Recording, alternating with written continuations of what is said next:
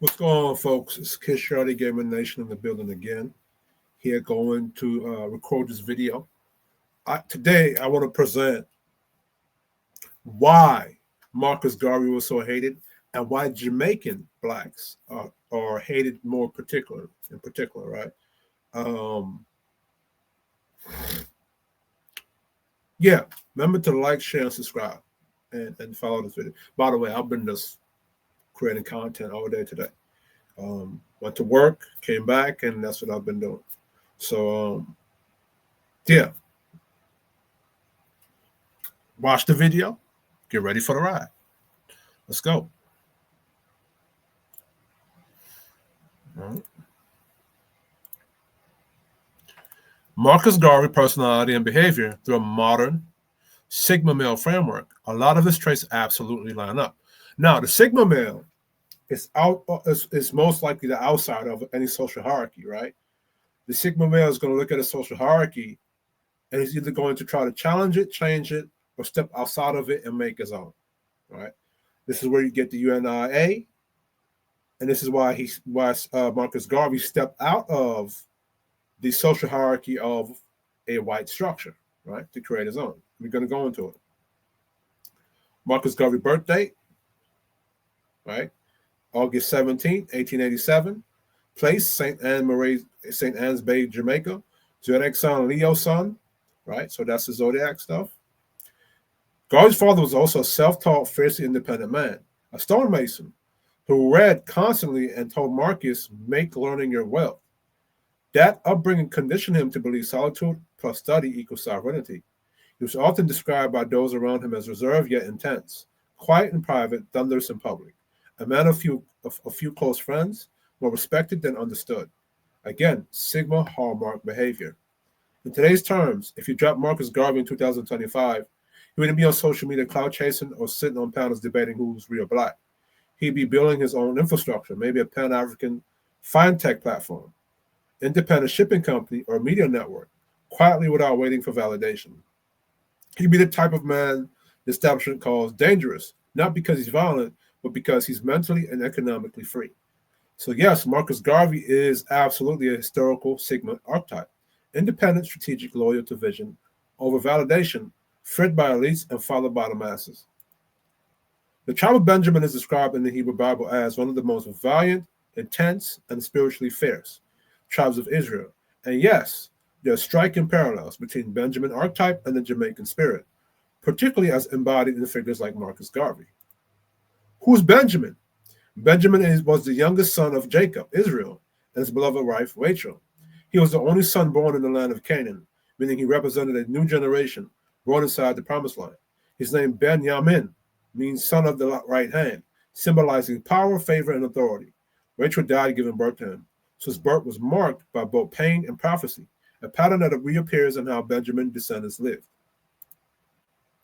Throughout scripture, the tribe of Benjamin stood out for being fierce warriors, strategic and bold, small in number but mighty in battle, often misunderstood or underestimated, loyal to their identity even under pressure. That's Jamaican niggas. Right? Benjamin produced some of the most skilled fighters in Israel. Judges 20 describes 26,000 Benjamite soldiers, among them 700 elite left-handed warriors who could sling a stone at a hair and not miss, the Maroons. Right? That's precision discipline and warrior instinct. So when you look at the connection between the Maroons and America, and then the Haitian Revolution and America, that's because Haitians are considered to be brother Levi, and Jamaicans are considered to be brother Benjamin. That's Benjamin and Levi going to America to help Judah, black Americans, fight, right? When Jacob blessed his sons, Genesis 49, verse 27, he said, Benjamin shall raven as a wolf in the morning. He shall devour the prey, and at night he shall divide the spoil. That verse has been interpreted as meaning Benjamin people would be fierce, independent, and powerful in both attack and survival. They will fight in the morning or in stages of struggle and divide the spoils in the evening when victory comes. In other words, Benjamin represents resilience, self-reliance, and courage under oppression, all traits that describe Jamaica's history to the letter. The border culture parallel. In Rastafari tradition, the connection between Jamaica and the tribe of Benjamin is deeply rooted. They believe the 12 tribes of Israel are spiritually represented throughout African diaspora, with Jamaica symbolizing Benjamin, the royal tribe that refuses to bow. Benjamin's energy is rebellious but disciplined, fierce but loyal, outnumbered but unstoppable, spiritually aware and divinely protected. Jamaicans throughout history, from Taki's revolt to Nanny of the Maroons, Paul Bogle, and Marcus Garvey, to the Rastafarian movement, all embodied the Benjamin vibration, defiance in the face of the empire, fire in the soul, and leadership born from struggle. Let me say that again. All embody that Benjamin vibration, defiance in the face of an empire, fire in the soul, and leadership born from struggle, right? So yes, when you look at it symbolically, the Jamaican archetype absolutely aligns with the tribe of Benjamin.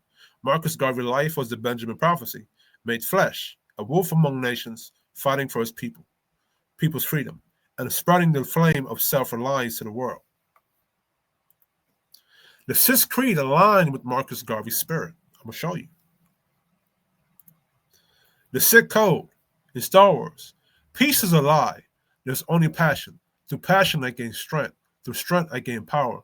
Through power, I gain victory. Through victory, my chains are broken. Every black man should resonate with that.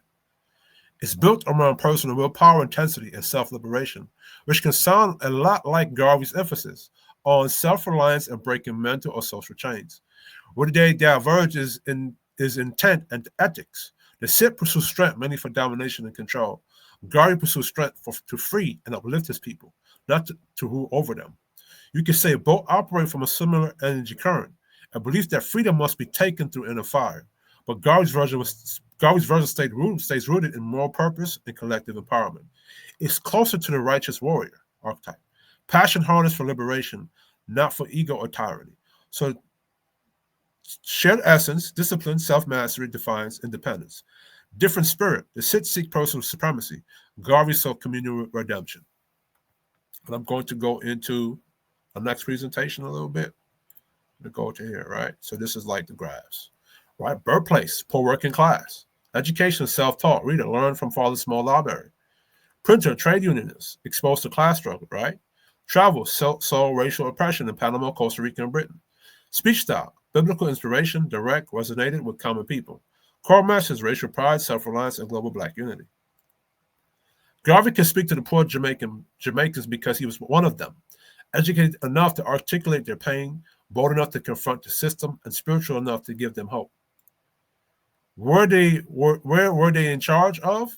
No, these elites did not run the colony. Britain did, but they control local society, right? So this is what when people say the Jamaicans rejected Marcus Garvey, they're talking about the elite. Oh, I think this is the wrong one. Yeah, this is the wrong one. This is the wrong presentation. Give me a second. Remove that from the stage. No. Remove that from the stage. We go in here.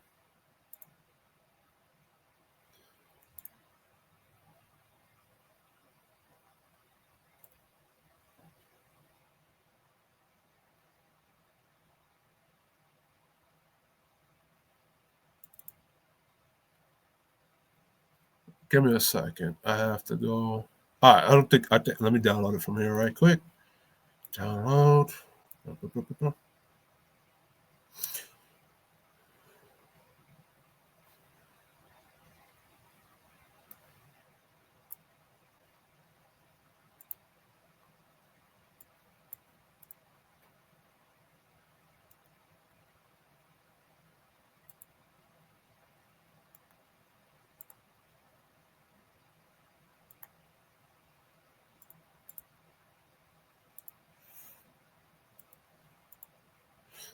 Okay, so I think I got the right one. Hold on. Remove this. Remove from studio. Remove that from studio. Add this here. PDF.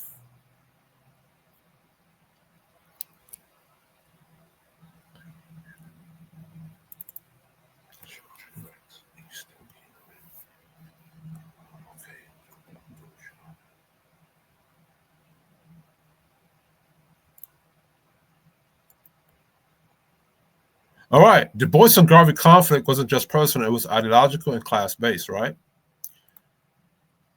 Du Bois saw Marcus Garvey as reckless and dangerous because Garvey openly talked about Black nationalism, Pan-African unity, and self-rule, while Du Bois feared that kind of rhetoric would make white America crack down harder on all Black progress. Marcus Garvey is without a doubt the most dangerous, and this is what Du Bois said about Marcus Garvey, enemy of the Negro race in America and in the world. He's either a lunatic or a traitor. That line became legendary. It exposed a deep class and ideological divide between Black elite and Black grassroots that still echoes today, right? Key personality blend.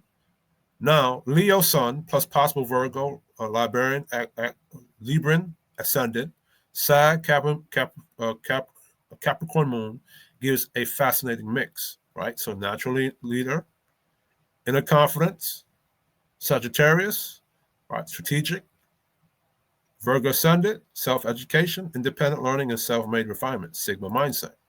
So he had the confidence of a Leo, the vision of a Sag, and a discipline of a Capricorn, all channeled through a self-thought, practical Virgo lens. That's textbook Sigma energy. An independent, self-contained leader who doesn't follow conventional hierarchies, but creates his own, right? Garvey is a Sigma archetype. Operate outside established hierarchies, refuse to work through white-led institutions like NAACP, built his own movement, UNIA. Self-reliant, taught self-education, race pride, and economic independence. Quietly dominant, doesn't seek validation. Didn't beg for recognition from white elites or light-skinned Black elites, right? Misunderstood by the mainstream. Vilified by Du Bois, monitored by the FBI, and mocked by the Jamaican elite. Mocked by the Jamaican elite, which was the brown-skinned people. It wasn't, and I broke that video down already, so I shouldn't have to keep explaining that. Visionary but detached. Focus on nationhood, not popularity. Saw beyond local politics to global race redemption. Loyal to principle, not to groups. Broke from everyone, white liberals, mulatto elites, and even African leaders who compromise. Sorry for this. Garvey was the prototype of a Sigma leader. Alpha energy and command, Omega independence and thinking, lone wolf resilience and execution. He wasn't trying to fit in with the white elite like Du Bois, nor pander to the Black elite for validation. He literally said, "We are not invited to the table of civilization. We shall build our own table." That's pure sick, bro. That's why Jamaican niggas, along with Marcus Garvey, that's why Black America didn't like us. You know what I'm saying? We weren't invited to the table, civilization, or to the Black America, right? And we were rejected for our ideas, right? We were not invited to the table of civilization. We shall build our own table. That's pure Sigma philosophy. The Jamaican Benjamin connection. When you look at Jamaican culture through this biblical lens, the parallel is almost poetic. Tribe of Benjamin, small tribe but mighty. Small islands with outsized global influence. Known for fearless warriors, Maroons, freedom fighters, Garveyites, Rastafari, reggae revolutionary. Wolf tribe, fierce in battle. Jamaica's reputation for blood, boldness, militancy, defiance. Born through struggle and loss. Jamaica's birth through slavery, colonialism, and resistance. Known for spiritual power and passion. Deep spiritual culture, revivalism, Rastafari, prophetic energy. Tribe loyalty, self-identity. National pride and distinct cultural strength. Marcus Garvey as a Benjamin archetype. Now let's focus on Garvey through that lens. Benjamin trait, warrior leadership. Led a global liberation movement, UNI, under heavy opposition. Wolf mentality, attack at dawn, divide at dusk. Built his movement from nothing, dawn. Inspired generations after exile, dusk. Defender of the people. Advocated for the poor, the laborer, and the enslaved descendants. Small but mighty. From a small island yet impacted the entire African diaspora. Rebellious but righteous, seen as troublemakers by elites but revered by the people. Prophetic and visionary, preached self-rule, African redemption, and Black unity decades ahead of his time. Garvey's energy, bold, self-sufficient, and defiant, aligns perfectly with Benjamin's vibration. He was the kind of leader who didn't wait for permission to rise. He simply declared it and moved the people to follow. His famous quote, "If you have no confidence in self, you are twice defeated in the race of life," is pure Benjamin spirit. That's the wolf talking, confident, fearless, and self-defined. The Benjamin Jamaican archetype, aspect spiritual symbol, tribe of Benjamin, wolf, strength and cunning, Jamaica, lion courage and defiance. World in Israel, warriors, protectors, loyal to Judah. Defenders of culture, Pan-Africanism, Black pride. Nature, small but fierce. Small island, global impact. Destiny, born through pain, destined for power. Born through slavery, destined for freedom.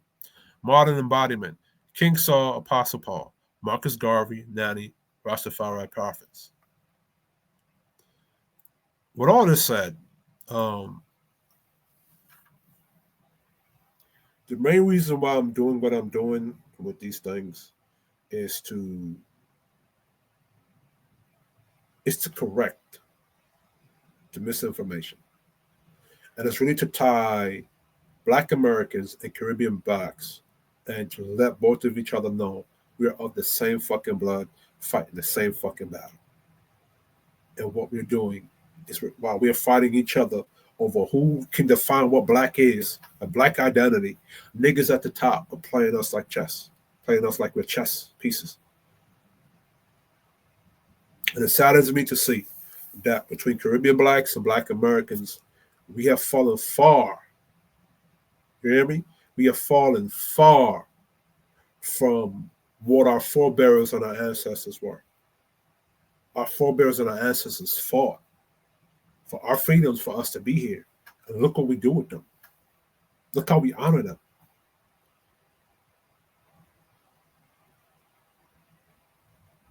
So,